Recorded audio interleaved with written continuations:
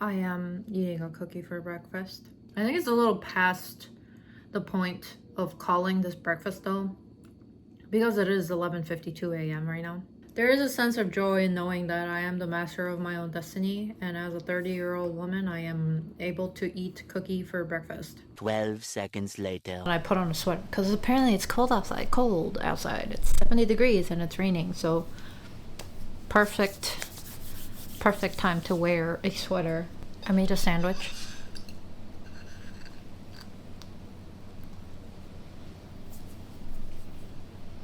Turkey, pesto mayo, mozzarella, tomato, baby arug. But before I eat the sandwich, I wanted to show you what I did yesterday and then what I will be doing for the continuation of today.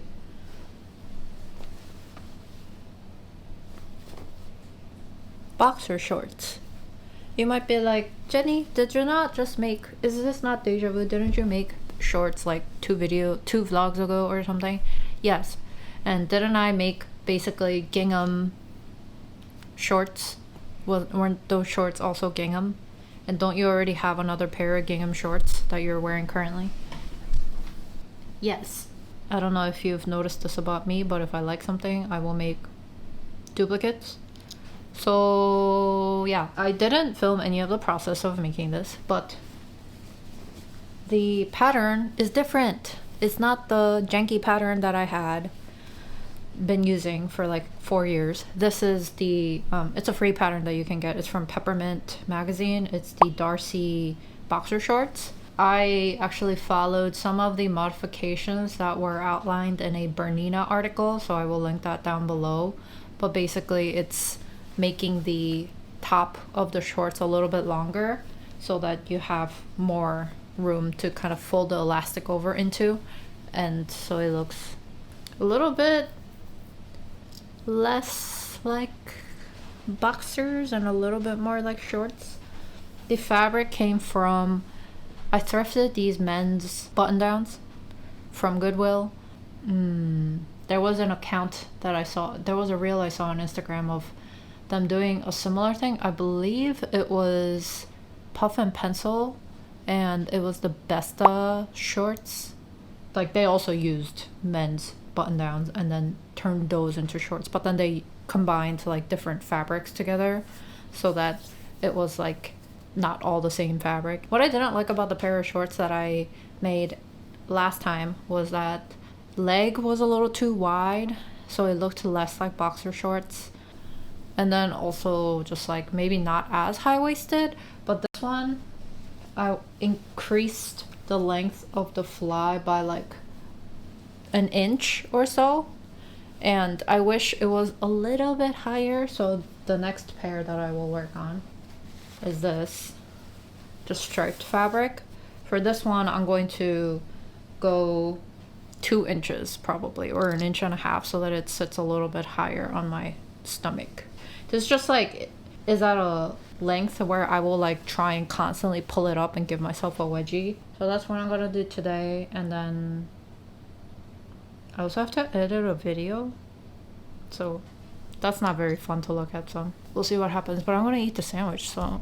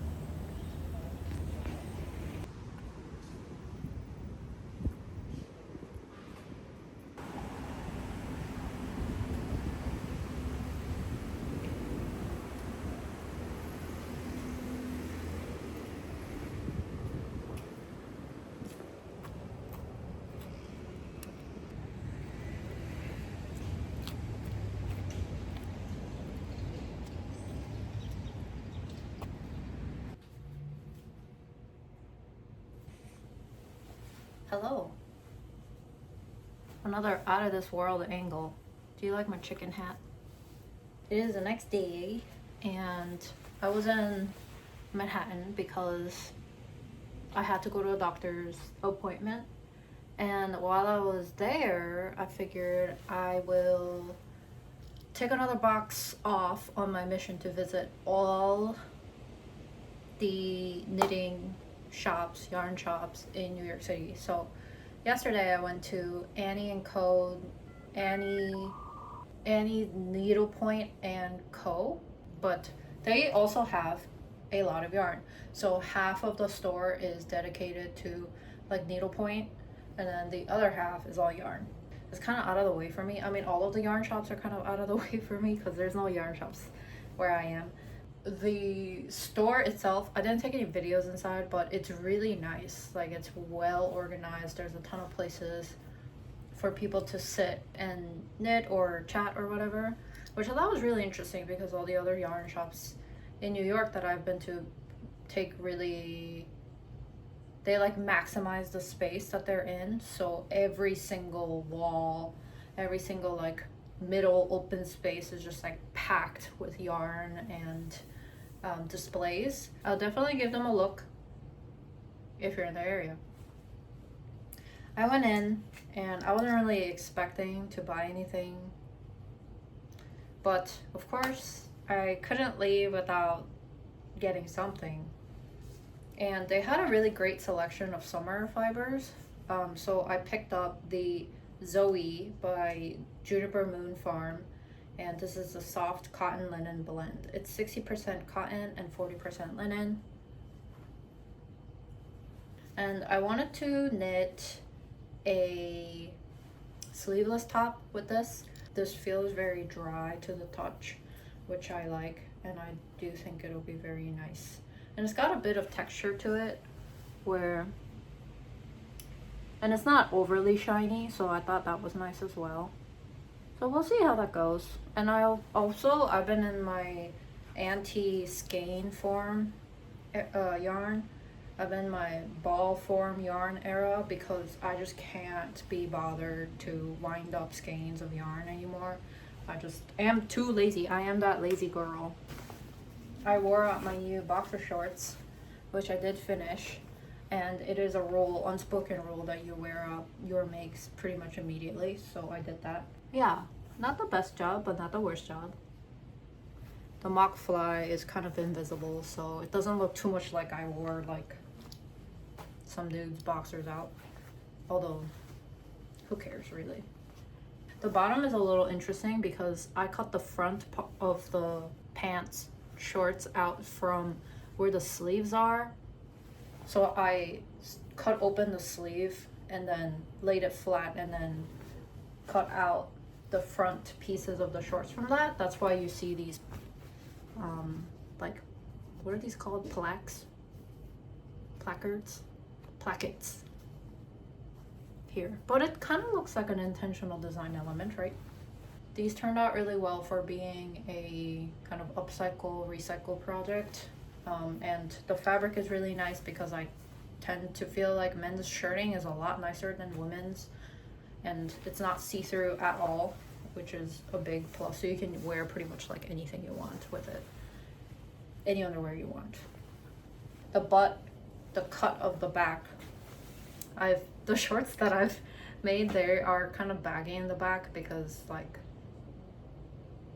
yeah, I just did a bad job of drafting them. But these look a lot less like I'm wearing like diaper poopy pants. So very good. Very nice. So maybe I'll just spend the day knitting. I'm kind of like getting like some hand cramping here. So I did order like a wrist brace. So we'll see if that helps. If not, I mean, I'll just have to lay off on the knitting a little bit, but so I'll have to think of a sewing project to do.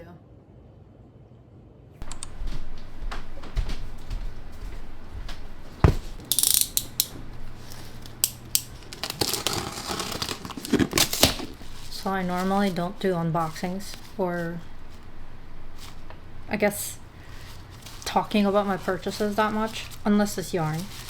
But I bought something that might be kind of interesting and artsy related, craftsy related. I had these shipped from Korea. Ooh, it's so cute. It's these soju glasses. Well, they call them mini mugs, but they're basically soju glasses, shot glasses, made out of ceramic. And they come in a set of 2. But the real funny thing is, oh, first of all, the brand is called Pocoar, Pocoar. These are all handmade, obviously, by like one person, so depending on stock, it takes a while for it to get in, but these came in fast. So yeah, a set of 2. And they're different. Like one of them has the flowers. This is the Aloha version, I think. And then this one has the stars. This is because they're supposed to stack like this. And then they also come with a base. So they're like a tree. Like this. Isn't that so cute? So I got the Aloha set. And then I got another one, which is more tree-like. This is the cherry. And I was really worried that these wouldn't make it through international shipping, basically. But they came pretty well packaged. I don't know how much of this is the original the original seller versus the shopping service that I used, or the forwarding service. But it also came in this like bubble wrap. So they seem to be all safe. Oh, this is so cute. But this is a cherry. So cute. And they come in a bunch of different other styles, I guess. They have ones that look more like a tree because the base of the cup is green. And then they have like embossed or like stuck on 3D shape fruit on them. I just got these because I just thought these would be a little easier to clean. So that's really why I got them. But this is the cherry tree version. You could use these as, I guess, like espresso mugs. Maybe they're a little too small for espresso. You could do like one shot, I guess. But I am going to use them as soju glasses.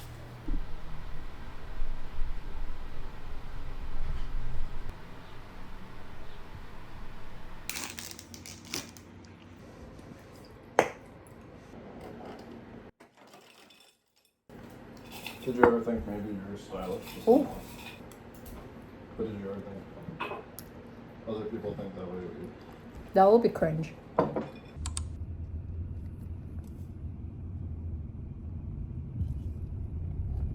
know, I don't think you ever told me. But I never asked. Well, I'm sure he'll make a post about the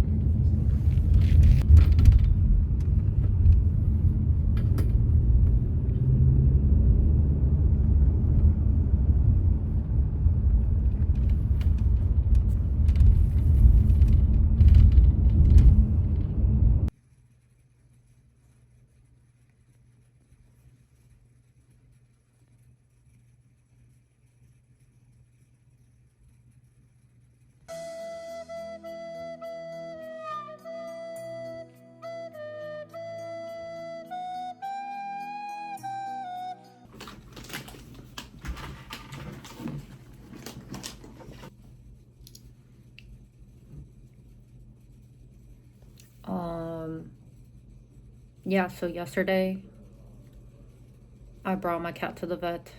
That was a whole ordeal. And then we just spent the rest of the day just like decompressing after that event.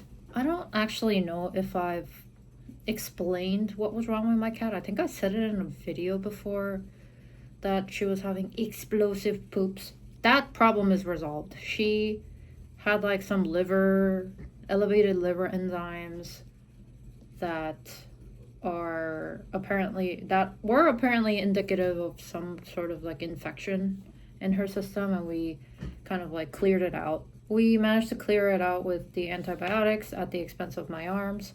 Well, before that, she had been diagnosed with hyperthyroidism, and that's apparently pretty common in older cats. So I knew about it because a bunch of my friends' cats have had it. So we thought we'd be able to manage it pretty easily with pills, and we were.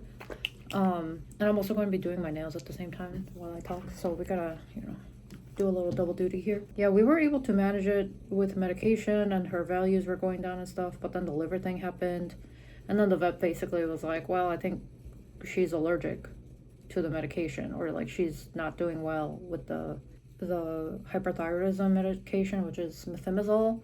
And apparently if you have hyperthyroidism as a person, you like a people, like a real, like a us, we also have the same pill, which I thought was very funny. She stopped taking that, and at that point it was just kind of like, what are the remaining treatment options for this cat? And it's like, you either give them like very special food, which is expensive, and apparently it doesn't taste very good, so no cats really eat it. Or the alternative is you take them to a facility and then they get zapped. I've been calling it she's getting microwaved, but that's not what's actually happening.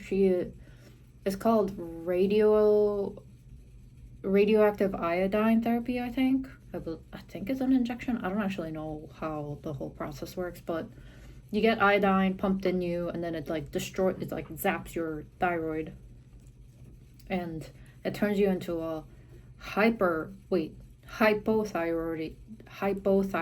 state where your thyroid doesn't work anymore. Apparently that's like a better situation to be in than a hyperthyroid. So that's been kind of stressful with the cat. The main thing about this treatment is that it's expensive. It's like really cost prohibitive for a lot of people. So I'm glad that we were able to like kind of finance this, because I mean we would have done it somewhere or another, but that's another thing. It's like I knew this going in, like when I adopted my cat, and like not even just because she is an older cat, but I think with like any pet in general, like you're just always accepting that commitment, of taking care of them. And the commitment isn't just like, emotional, it's also financial. I feel this way about kids. Like, I don't know if I talked about this, but there was a question on Instagram that asked if we were going to have kids, or if we were planning to have kids, and the short answer is no. The longer answer is not in the near term, because I just don't think we're financially ready for that. I think the definition of like wealth means different things to everyone, but like if we were to have kids, I don't want the child to kind of grow up in, not necessarily, I don't want them to grow up in necessarily excess, but I don't want them to grow up in like a lack, if that makes any sense. And I just don't feel like we're at that financial position right now. But I just finished paying off my student loans, and I just don't think I'm like in a financial place for that. But anyway, I was in a financial place to have a cat. Good thing I saved up and like prepped for this, because she's been a very expensive girl. I mean, that's part of the thing about adopting a older cat. It's like they're going to be having health problems more quickly. Hopefully not, but like statistically they're going to have health problems in a shorter time frame compared to like getting a kitten or something. But yeah, she's been mostly healthy so far. It's just this hyperthyroidism thing, and then she also had like no teeth. She doesn't have any teeth, so we had to get all of her teeth removed at some point like a couple years ago, and that was another ordeal that was very expensive. Well, I think healthcare of any form, whether that be pet healthcare or like human healthcare even, is like really cost prohibitive in the United States, and that's just like that's another thing for another day, huh? But yeah, I know like there's cat rescues and stuff that are trying to create a more low cost option for pet treatment, which I think is really nice. There's one charity I follow that's based out of Brooklyn called Flatbush Cats. I love their videos. My boyfriend can't watch them because he's like, I can't watch sad cats. I would love to foster a cat eventually too. It's just that my cat is like, she doesn't like people, and I haven't tested how she is with cats yet. So I would be afraid of that a little bit, but the vet has a 24/7 live stream of the different like cages that the cats are in. So I've been watching that like the entire past 2 days. I'm gonna finish cleaning up these nails and then I'll get to painting them. Maybe I'll film it. I do gel. Well, this is like, I always say I'll do my nails and then I never do it because I'm really lazy. But I'm also too much of a cheap ass to go and get my nails done. And also because I have a problem where I think I can do everything by myself. So I've been doing gel nails since the pannier, but I would not say I'm very good at it.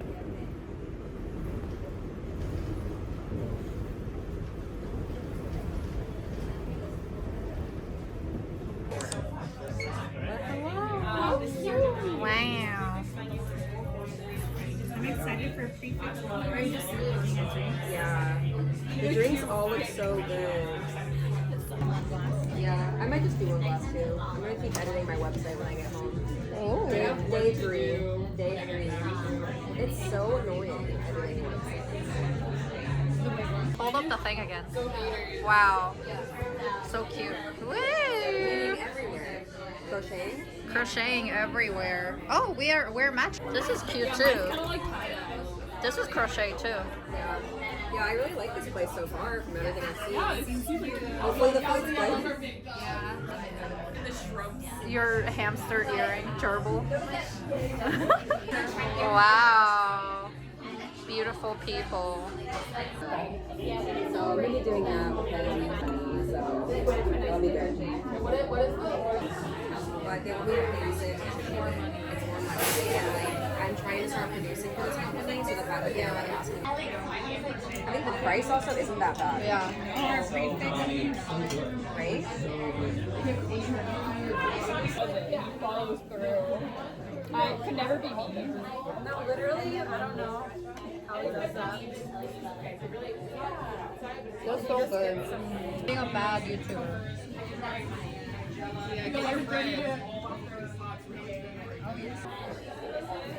The tomatoes are so sweet and delicious. They're like pickled grapes, I don't know. They're like spicy a little bit, like in like a vinegary way. Like it's giving me. It's really fresh. I'm gonna regret this later, but I'm gonna enjoy it right now. Don't regret it. Oh my god. I feel like I'm like. Yes, so true. Should do brunch. Kahlua, vodka, and espresso.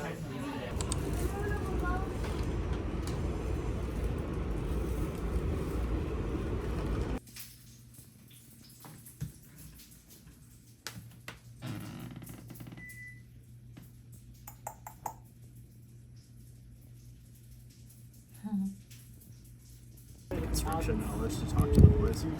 Oh yeah.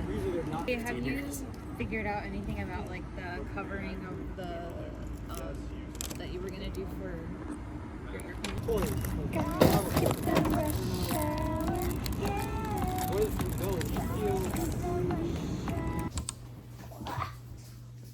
So there's a book swap in my area. I was there and I found all these. Someone had donated a bunch of knitting magazines, namely the piecework ones and the interweave knits magazines, and I think the last one is like these knitters magazines. I don't know. I was just like, so I guess there's just like a bunch of different ones, but I was gagged because they're from like late 90s and early 2000s, all of them. I don't know, I just thought it was fun, so I took all of them. Some of them are going to go back, but I also found like notes from the previous owner in them, which I thought was really cool and fun. Maybe this is just me, but I feel like when I buy knitting magazines, I know there's like a bunch of articles in them and I do read them, but I'm primarily buying them for the patterns. But I feel like a lot of these magazines have a lot of articles about like the history of knitting and stuff, which I thought was super cool. Especially there's the piecework magazines. I don't really love the patterns in it, and it's not just all patterns, right? Knitting patterns, they also have like embroidery patterns and quilting patterns and things like the piecework. These magazines have really interesting history articles that I enjoyed kind of perusing through, so I thought that was like a good little find. Oh, I think my dumplings are burning. Ah!